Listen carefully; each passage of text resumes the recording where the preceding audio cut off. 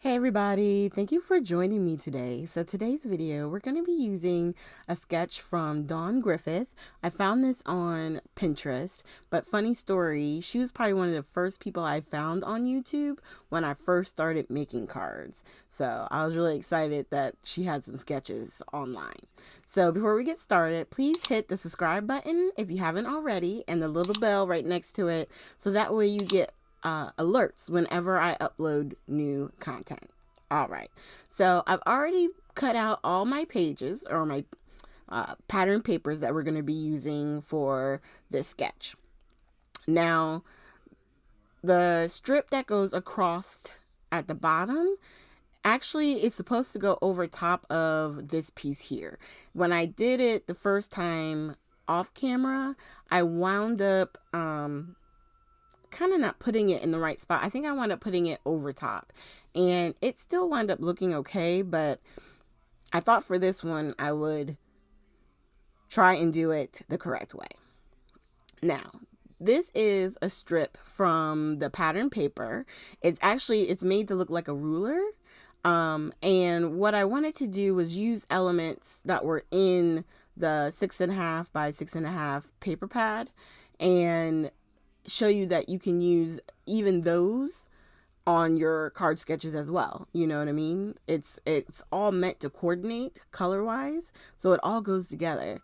And then I just made sure where I'm going to put the sentiment that is going to cover that little piece that's sticking out, which it will. Now, to make this a little bit wider, I am going to add some peel-offs. Now, if you don't have peel-offs and you want to make it a little bit wider, you could always put it on top of a matte piece of paper. Just measure it width-wise and length, and you can add 1/8 of an inch to it, and you'll have a nice small border going around. I decided I was using the mirrored peel-offs here in a really pretty blue that actually matches or goes well with this particular collection. And it adds a little bit of shine. All right, so I wanted to put that down before we put the next piece on top, which is this one right here. And this piece is a little bit more straight on.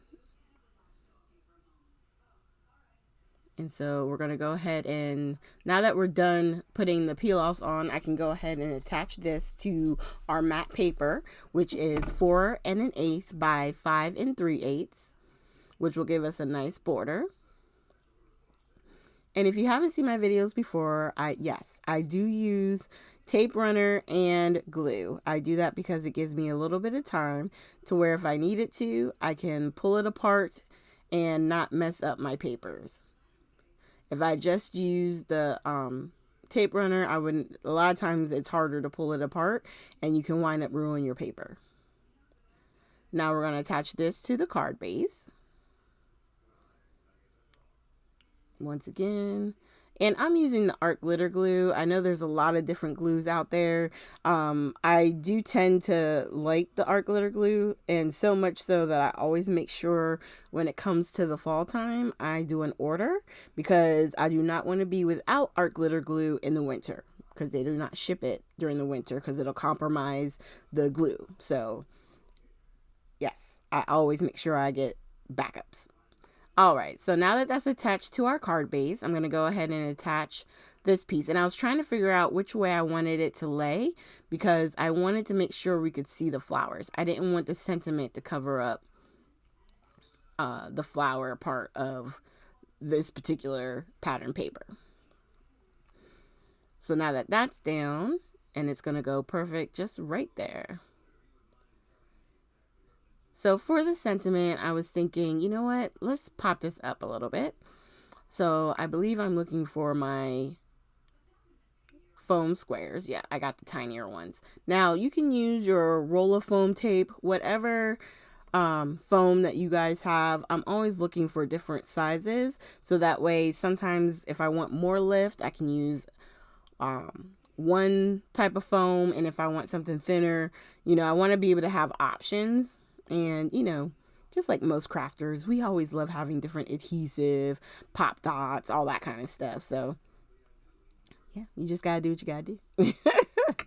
All right, so I'm peeling the backs off.